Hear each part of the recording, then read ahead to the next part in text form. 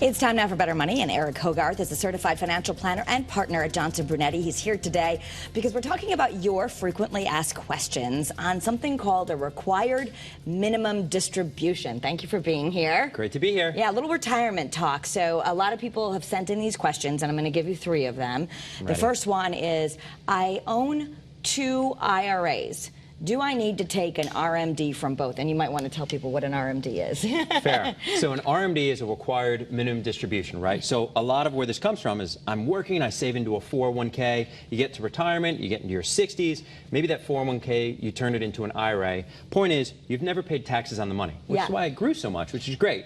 Then you get into your 70s, IRS says it's time to pay taxes. So if you have multiple IRAs, they each have a distribution that is calculated based on them, but you don't have to take it out of each one. You could take it all from one, take it from the one that's less good, but that rule is different if you have 401ks. So don't mess it up because the penalties are big if you do.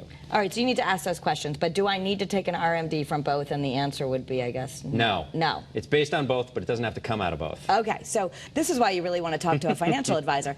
And are RMDs taxable? 100%. 100%. So you're just going to pay your income tax. Yeah. Yeah, all right. So if your tax rate is whatever it is, 30% or something, it's coming off the top before you get it. And it's going up. And it's going up. Okay. I inherited an IRA this year. Will I have an RMD? This is a big deal.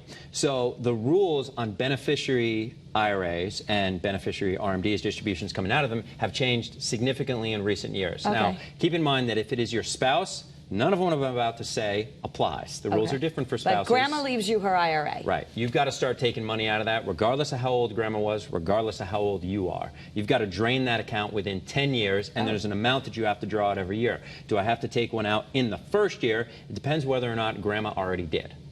So. Okay, so they don't let you keep it. You can't just keep it and keep passing it down. You got to start. Okay. IRS is not a fan of that. And if you have, not to overcomplicate, a Roth IRA where you don't pay any taxes on it, you still have to start drawing off of that. It's not taxable, but you got to do it. And a lot of people don't.